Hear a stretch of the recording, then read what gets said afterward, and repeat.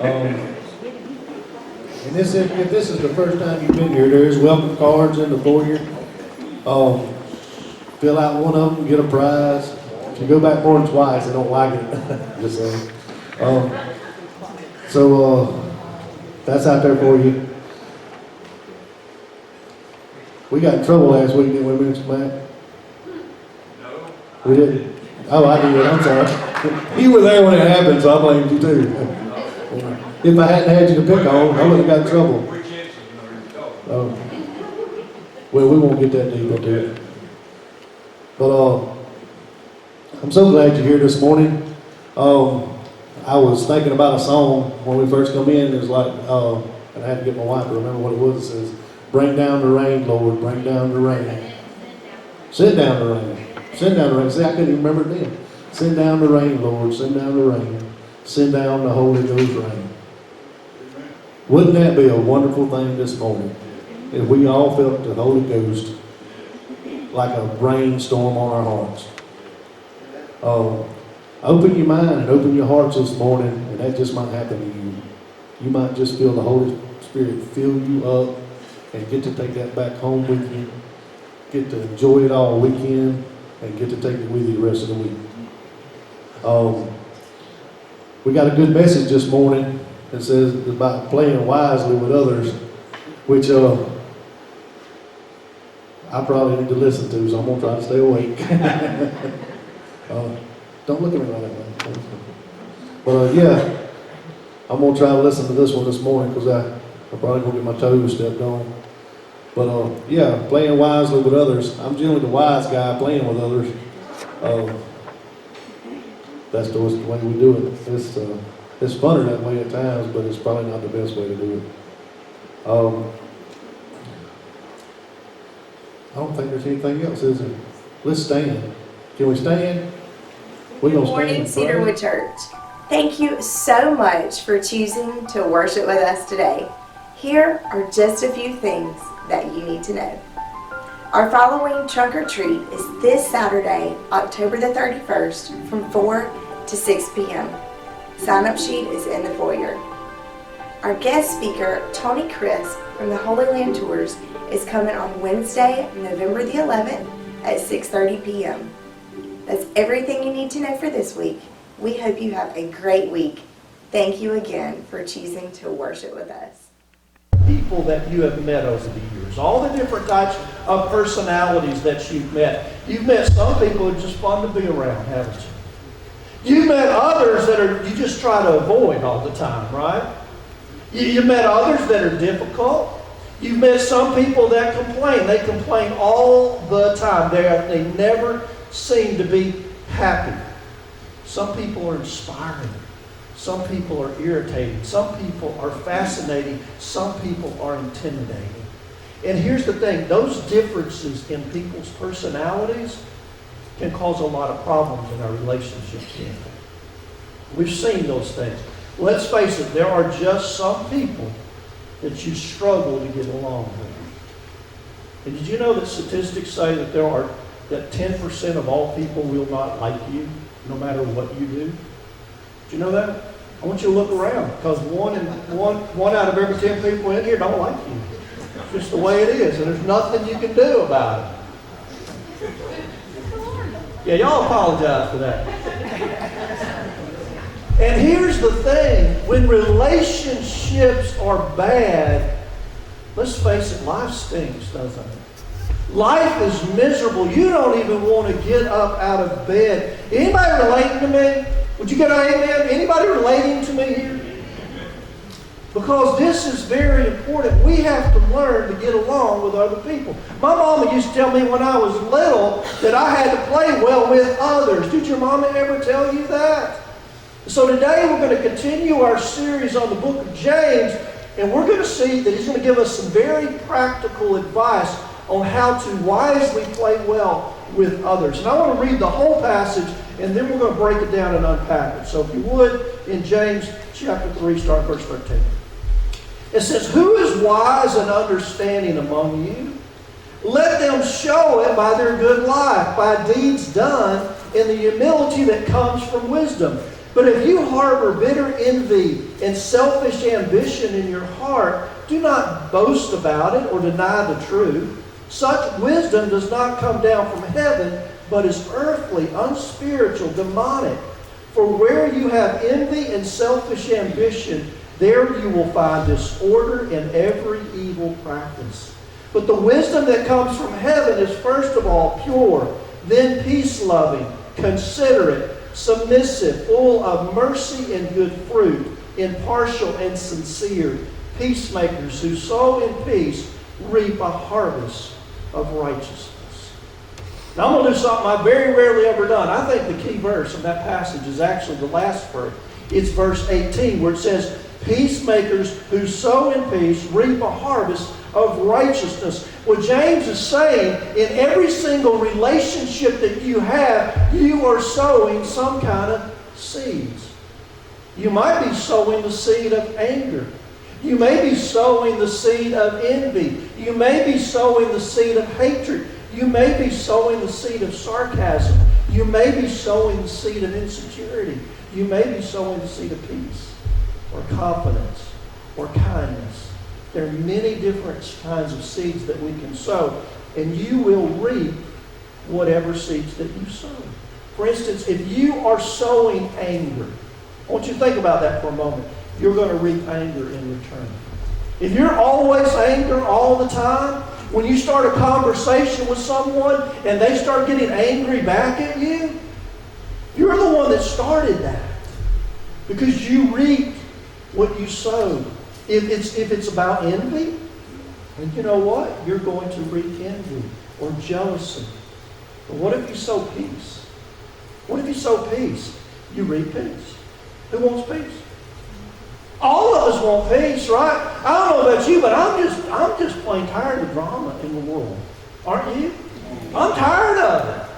I just wish everybody could just get along. I want a drama-free, stress-free, tension-free, peaceful relationship. How about you? So how do I become a peacemaker? How do I do that? Let me give you the answer. It's on your outline. We need to learn how to be wise in the way we act towards others.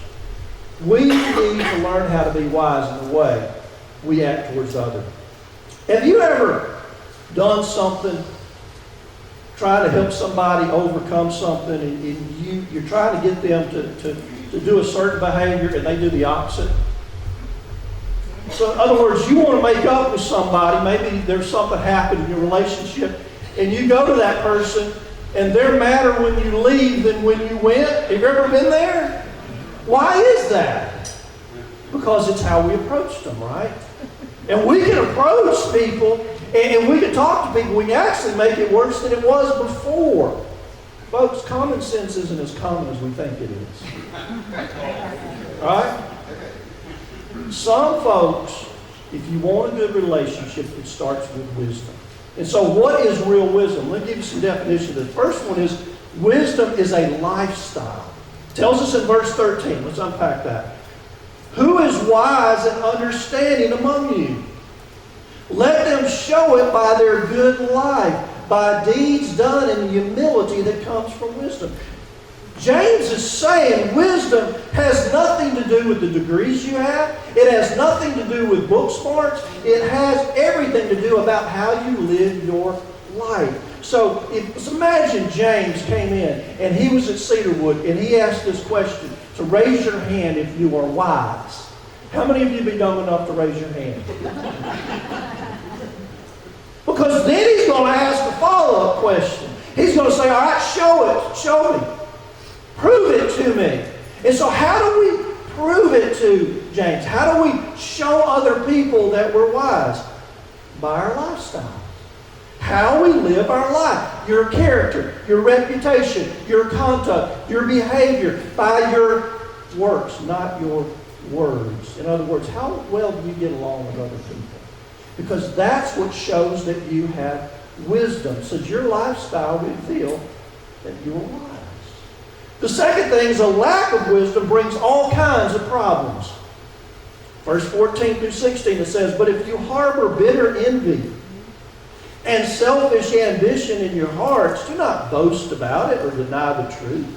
Such wisdom does not come from heaven, but is earthly, unspiritual, demonic. For where you have envy and selfish ambition, there you find disorder in every evil practice. A lack of wisdom causes all kinds of problems. It causes disorder. It causes chaos. Does your life seem like it's out of control? It causes confusion. It causes selfish ambition. Let's camp here for a second. Selfish ambition. You know, there are people that creep into a church that want things their way, and their way only. And what they do is they try to tear down other people to get there. Folks, if you find somebody that's willing to tear down other people or demote somebody else, they have selfish ambition because they're trying to promote themselves. Anytime you see somebody tearing down somebody, they're trying to promote themselves. Selfish ambition. Evil practices. Bitterness. Doesn't bitterness make you hate somebody else? Or envy and jealousy. That's wanting something that somebody else's have. There were two men that were very envious of each other. And the king of the land heard about it, so he brought these two men in and he said, look, there's the deal. You can make any wish you want. And the first person to make a wish will get that wish, but the other person will get double. So one of the men stood up and said, I wish for you to take one of my eyes. So they took his eye, and the king took both eyes of the other man. And see, that's what bitterness does. Bitterness, they could have had anything. They could have been wealthy beyond their imagination, but because of envy and bitterness, they couldn't let somebody else succeed. Bitterness affects everybody. So do you rejoice in somebody else's success, or do you have a secret envy and bitterness? Do you have disorder in your life? Do you have confusion in your home? Do you have chaos in your workplace? Are you jealous of someone? Are you envious of what others have? Are you bitter about something? Is your life a mess? Because you know what? If you answered yes to any of those questions, then you lack wisdom. And it will cause all kinds of problems in your life. So how can I know if I am wise and how I relate to people? So today, I'm going to give y'all a wisdom test. A wisdom test. And I'm going to post the grades outside of my office. Everybody come see how wise everybody is. No, I'm not going to do that. Yeah. No. Okay. So James tells us the characteristics of wise people. And they're all found in verse 17. I'm going to read that again. And then we're really going to unpack it because we're going to spend the rest of the time on this verse unpacking it. It says, but the wisdom that comes from heaven is first of all pure, then peace-loving, considerate, submissive, full of mercy and good fruit, impartial and sincere. So how to wisely play well with others. The first one is wise people won't compromise their integrity. It says, but the wisdom that comes from heaven is first of all pure.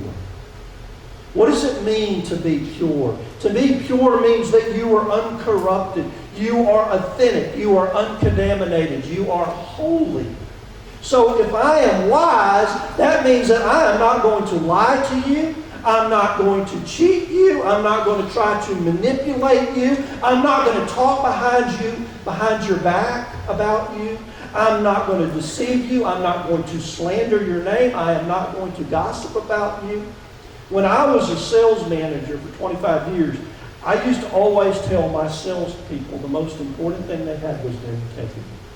Because if they lost their integrity, who in the world would want to buy from you? Who would be your customers? Integrity is important. So why is integrity so important in a relationship? Because all relationships are built around what? Trust and respect. And if you don't trust somebody, what's that going to do to your relationship? When Kathy and I first started to date, we had another couple. We used to do stuff with them all the time. And we just loved hanging out with them. And then all of a sudden, he cheated on her. And that relationship ended. Why? She said, I can't trust him anymore. Folks, how can you respect someone that you do not trust? Proverbs 10:9 says, the man of integrity walks securely. Think about it. If you've got nothing to hide, then you're not afraid about being found out, are you? Someone once said, no man has enough good memory to be an habitual liar. Eventually you're going to slip up. Eventually you're going to be found out, aren't you? And what James is saying, if you've got integrity, you don't have to worry about getting caught. You don't have to worry about being found out because you don't got nothing to hide. The second thing is wise people seek to maintain harmony. It says, but the wisdom that comes from heaven is then peace loving. Wise people don't try to make others angry. They aren't looking for a fight. They aren't argumentative. They are not looking for drama. You ever met someone who's always looking for a fight? Always looking for some drama in their life. They're just a drama queen. They want drama all the time. If you're wise, you won't start an argument. Proverbs 23 says, any fool can start an argument. The wise thing is to stay out of them. Kathy, a few weeks ago, I guess got caught up in the political atmosphere that we're living in right now. Y'all notice there's an election coming up. I don't know if y'all noticed that. And she posted a couple of political things on Facebook. Now, what happens when you post a couple of political things on Facebook? You start an argument, don't you? And it's easy to start an argument. I told her, I said, you know what? Don't post political things on Facebook. Just stay out of it. Just try to avoid that. You know what causes arguments? There are 3 things that cause arguments. Let me give them to you. They're also going to be on the screen. They're not in your outline. 3 things that cause argument. First one is comparing. You ever heard somebody say this? You're just like, fill in the blank. Or why can't you be more like? When I was your age, my first spouse, why can't our church be more like? In my old church, we used to. Comparing, right? And when you say things like that, you know what you're really doing? You're looking for a fight, and you're going to get in an argument. Those things will just lead to an argument. The second thing that causes an argument is condemning. Well, it's your fault. You're always doing things that you shouldn't be doing. You ought to, you should, you shouldn't. A wise man once said this, you can bury a marriage with lots of little digs. Are you constantly digging other people? Because when you're digging at other people, you are condemning that person's behavior. And then the third thing that starts arguments is contradicting. How many times you've been in a conversation and you're talking and somebody just keeps interrupting you? You ever been there? How many enjoy that? You just love that. You love when people interrupt you when you're speaking. We hate that, right? That irritates us. Or what about that? You're telling a story and somebody over here is going, no, that ain't the way it happened. No, that ain't what happened. This is what happened. I'm like, you want to tell a story? I want me to tell you, right? And so what that does, that irritates us as well, doesn't it? James is basically saying if you're wise, you won't sweat the small stuff. You know, some things are not worth dying over, right? I once heard this, the secret of wisdom is knowing what to overlook. Some things are just not worth the fight. Proverbs 14:29 says a wise man controls his temper. He knows that anger causes mistakes. How many times your anger got you in trouble? Has your anger ever cost you a job? Has your anger ever cost you a business deal? Has it ever cost you a friendship or a relationship or a marriage? Or what about your testimony? I remember one day I was in Columbia with a bunch of my sales reps, and one of them was a very strong Christian man. And we were playing, it was 4 of us, and this very strong Christian man started throwing clubs. His anger just came out. It was really awful. And the other 2 men didn't come to him, they came to me, and I said, I thought he was a Christian. See, our anger can affect our testimony as well, and a wise person tries to maintain harmony. Third thing, wise people are mindful of the feelings of others. It says, but the wise that comes from heaven second is considerate. Considerate means that you care about the feelings of others. You don't want to hurt somebody. You're trying to see the best in others. You're willing to forgive. If you disagree with them, you agree to disagree. And we aren't seeing a whole lot of that in our society today, are we? We're seeing more, if you don't agree with me, then we can't be friends. That's what we're seeing in our society today. Folks, if you're wise, you're mindful of the feelings of other people. And that doesn't mean you got to accept their views, but you will try to understand them. Kathy and I have got some real good friends, and politically we are about as opposite as you can get. And you know what we do when we get together? We just fight about politics. No. What we do when we get together, we don't even talk politics. Politics never comes up in our conversations because we know that's not going to go well. And so what we do is we talk about those things that we do have in common. And so we try to be considerate of what they believe.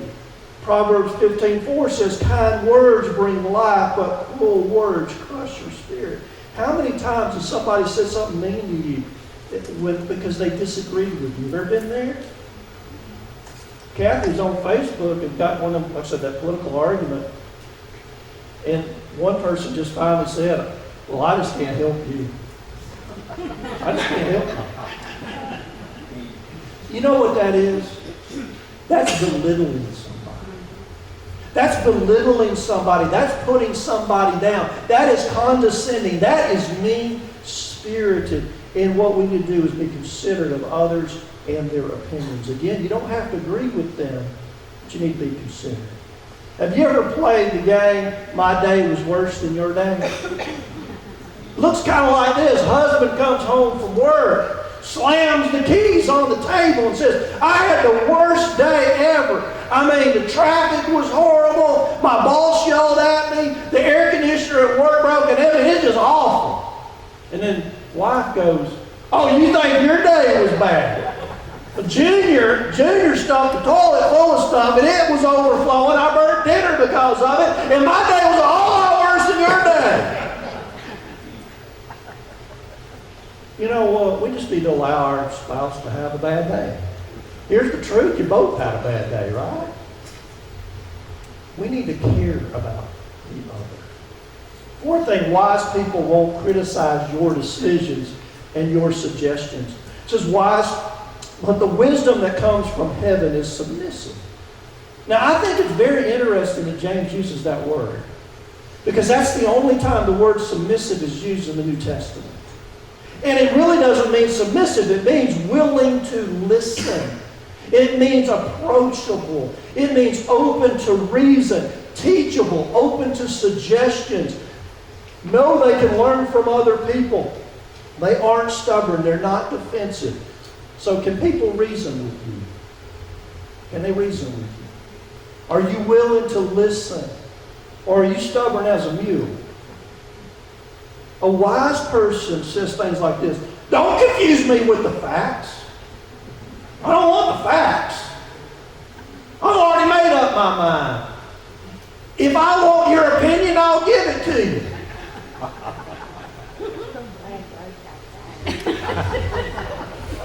You know what's wrong with our society? People are too sensitive. Don't think people are too sensitive? If somebody makes a suggestion, we take it as criticism, don't we? And we become defensive. And James, because James don't hold back punches, he said that's dumb. That's just dumb. A wise person will listen and try to learn from it. There was a new pastor, and he was at a church. He was preaching his very first sermon there. And he preached his heart out, and a guy came up to him and afterwards and said, Pastor, that sermon, it just stunk. And the pastor, well, what didn't you like about it? They go, well, first of all, you read it. And secondly, you read it badly. And thirdly, it wasn't worth reading in the first place. And a guy named Jim walks by and says, don't listen to him. He just repeats what he hears everybody else say.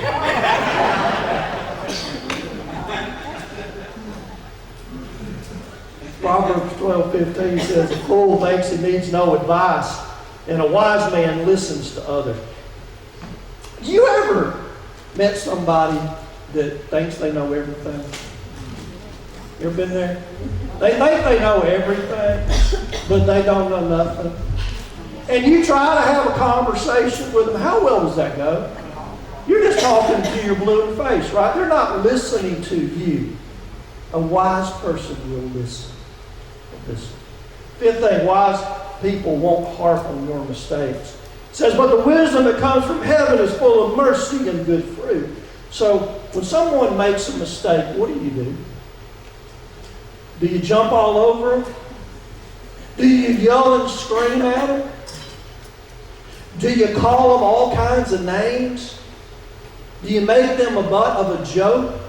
Do you constantly bring up their past mistakes over and over and over again?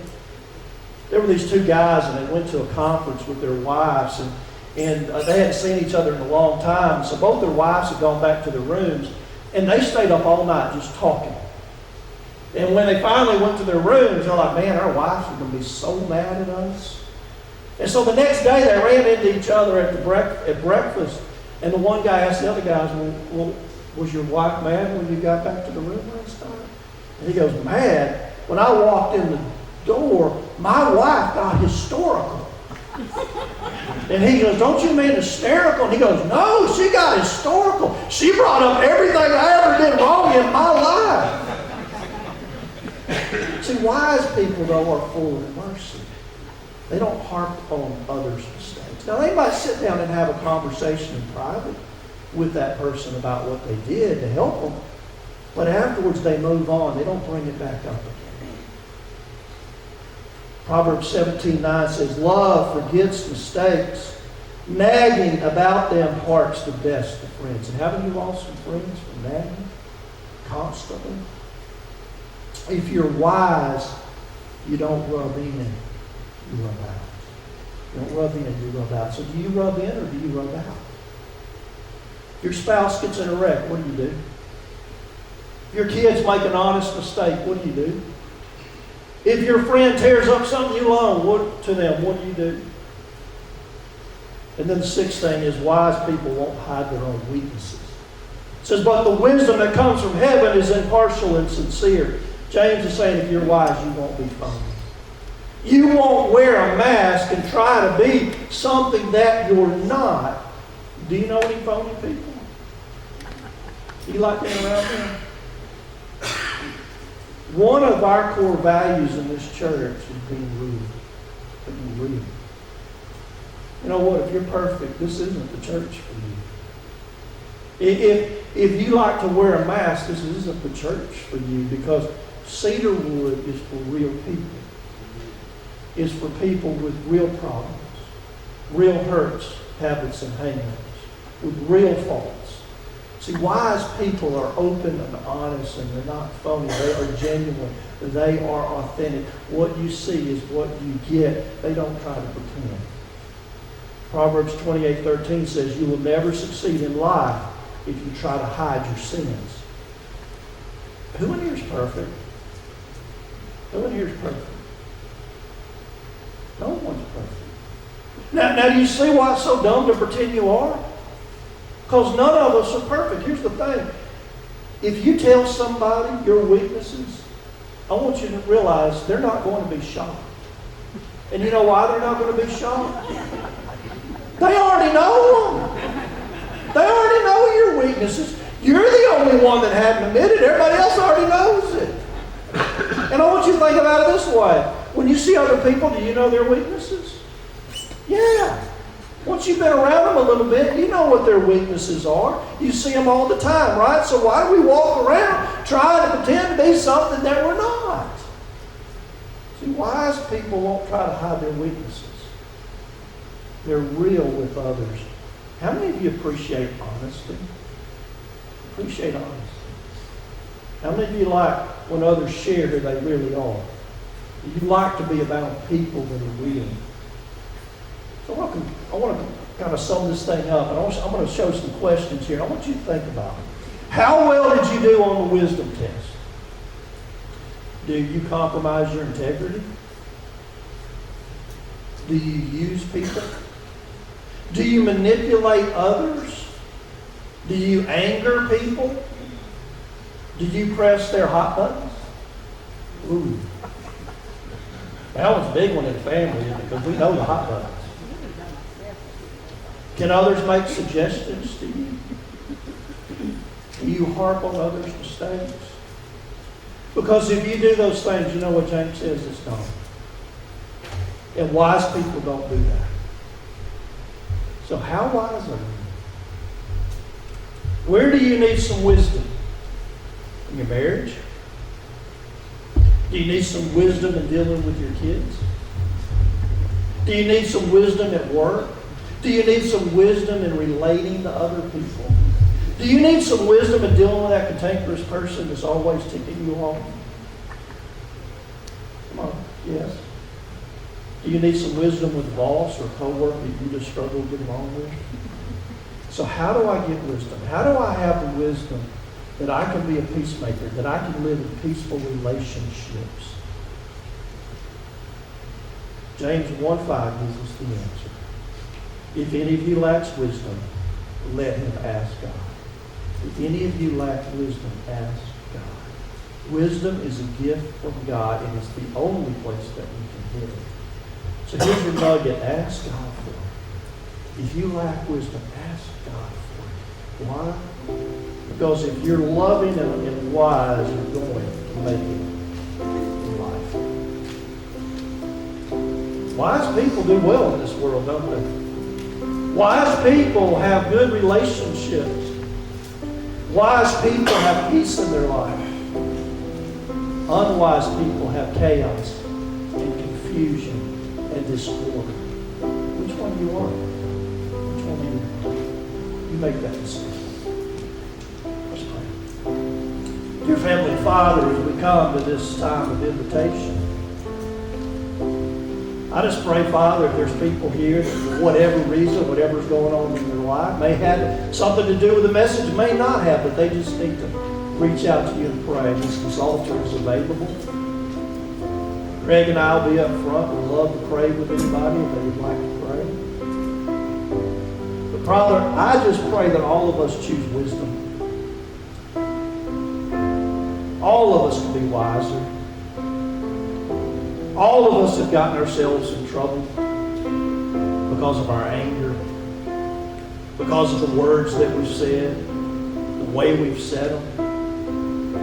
So Father, I just pray that we will become people of wisdom. That Cedarwood will be a peaceful place, just a place where people come and we don't have chaos. We don't have confusion. We have unity and peace. I pray for the greater church, the same prayer. I pray churches all across our land will have peace and unity. Because we've got a bigger job. There's a lost and dying world out there that does not know who you are, Father. And if we have chaos and we have confusion and we have disorder, we can't reach that lost world. So Father, I pray that you'll give us unity, you'll give us peace. You'll make us the church that you want us to be. And I'm not just talking about Cedarwood, I'm talking about the church across the station. Help us to reach all those that do not know you. But let us start here today.